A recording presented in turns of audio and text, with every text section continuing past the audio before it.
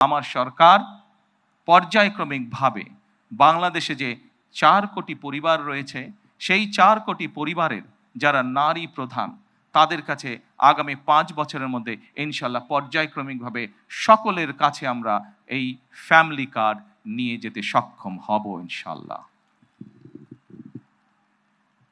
সম্মানিত সকল উপস্থিতিবৃন্দ, আমি আমার বক্তব্যের প্রথমেই বলেছি যে আমরা একটি দায়িত্বশীল সরকারের ভূমিকা পালন করতে চাই, যেই সরকার জনগণের জন্য কাজ করবে, যেই সরকার কাজ করবে দেশের জন্য।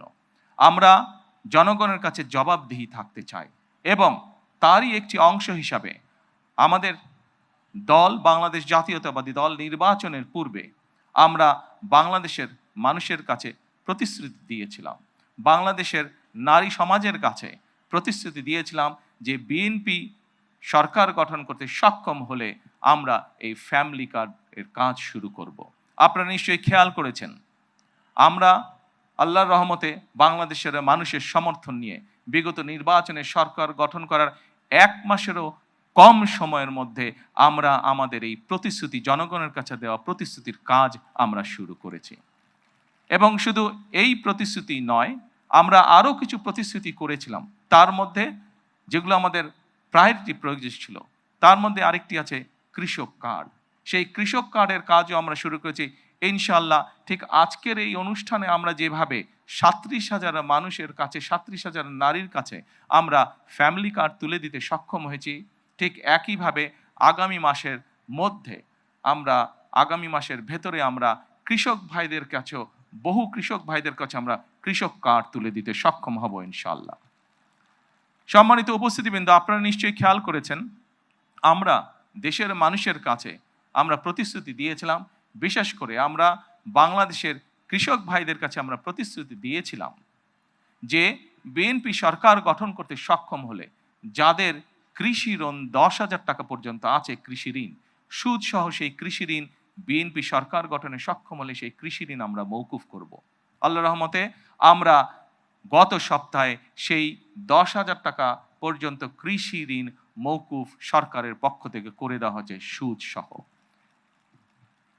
এইভাবে একে একে আমরা জনগণের কাছে দেওয়া প্রতিশ্রুতিগুলো, যেই প্রতিশ্রুতিগুলো পূরণের মাধ্যমে জনগণের ভাগ্যের পরিবর্তন হবে, যেই প্রতিশ্রুতিগুলি পূরণের মাধ্যমে, একটি সরকারের প্রতিশ্রুতি পূরণের মাধ্যমে দেশের ভাগ্যের পরিবর্তন হবে, জনগণের ভাগ্যের উন্নয়ন ঘটবে, সেই প্রতিশ্রুতিগুলো আমরা ধীরে ধীরে পর্যায়ক্রমিকভাবে যে কোনো মূল্যে পূরণের চেষ্টা করব।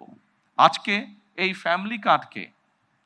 ফ্যামিলি কার্ড ব্যক্তিগতভাবে আমার জন্য আজকের দিনটি খুবই ইমোশনাল।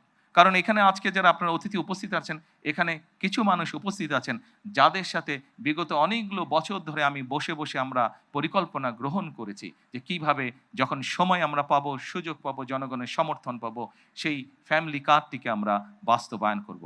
আল্লাহ তাআলা রব্বুল আলামিনের রহমতে আজকে আমাদের সেই দিনটি উপস্থিত, যেই দিনে আমরা আমাদের এই প্রতিশ্রুতি রক্ষা করতে সক্ষম হয়েছি। সেজন্যই আজকে আমার জন্য যেমন একটি ইমোশনাল দিন, আমি মনে করি আমার সরকার এবং আমার দল, বাংলাদেশ জাতীয়তাবাদী দলের জন্য একটি ঐতিহাসিক এবং একটি ইমোশনাল দিন আজকে। সম্মানিত সকল উপস্থিতিবৃন্দ, সম্মানিত সভাপতি সহ মঞ্চে উপস্থিত অতিথিবৃন্দ, আসুন, এই দেশটি আমাদের প্রথম এবং শেষ ঠিকানা। এই দেশের মানুষের প্রত্যাশা বর্তমান নির্বাচিত সরকারের কাছে অনেক, সেটি আমরা বুঝতে পারি। কিন্তু একই সাথে আমরা যদি বাস্তবতা বিবেচনা করি এবং সমসাময়িক ঘটনা, মধ্যপ্রাচ্যের যে পরিস্থিতি, সকল কিছু যদি বিবেচনা করি, তাহলে আমরা যে প্রতিশ্রুতিগুলি দিয়েছিলাম, আমরা অবশ্যই আমাদের প্রতিশ্রুতি থেকে বিন্দুমাত্র আমরা অবস্থান পরিবর্তন করব না। হয়তো সমসাময়িক বৈশ্বিক পরিস্থিতির কারণে ক্ষেত্র বিশেষে হয়তো আমাদের কিছু কিছু ক্ষেত্রে সময় বেশি লাগতে পারে প্রতিশ্রুতিগুলো বাস্তবায়নের জন্য। সেজন্যই আজকে আমি সকলকে অনুরোধ করব, এখানে যে সকল এলাকাবাসী উপস্থিত আছেন, আপনাদের মাধ্যমে সমগ্র দেশবাসী যে সকল উপস্থিত আছেন, আপনাদের মাধ্যমে সমগ্র দেশবাসীকে এবং মিডিয়ার মাধ্যমে সমগ্র দেশবাসীকে আমি অনুরোধ করব যে আসুন আমরা ধৈর্যের সাথে সমগ্র পরিস্থিতি মোকাবেলা করি, আমরা ধৈর্যের সাথে সুন্দরভাবে আমাদের এই দেশটিকে গড়ে তুলি। সম্মানিত সকল অতিথিবৃন্দ, আমি নির্বাচনের সময় একটি কথা প্রায় বলতাম, প্রত্যেকটি নির্বাচনী জনসভায় আমি একটি কথা শেষে, আমার বক্তব্যের শেষে আমি তুলে ধরতাম। সেই কথাটি ছোট্ট একটি স্লোগানের মতন, আপনাদের সকলের কম বেশি জানা আছে। সমগ্র বাংলাদেশের মানুষের কাছে স্লোগানটি পৌঁছে গেছে। আজকে সেই স্লোগানটি দিয়েই আমি আমার বক্তব্য শেষ করতে চাই। সেই স্লোগানটি ছিল, করব কাজ, গর্ব দেশ, সবার আগে সবার আগে বাংলাদেশ। সকলকে আবারও আন্তরিকভাবে ধন্যবাদ জানিয়ে আজকে আমার বক্তব্য আমি শেষ করছি। আল্লাহ হাফেজ। বাংলাদেশ জিন্দাবাদ।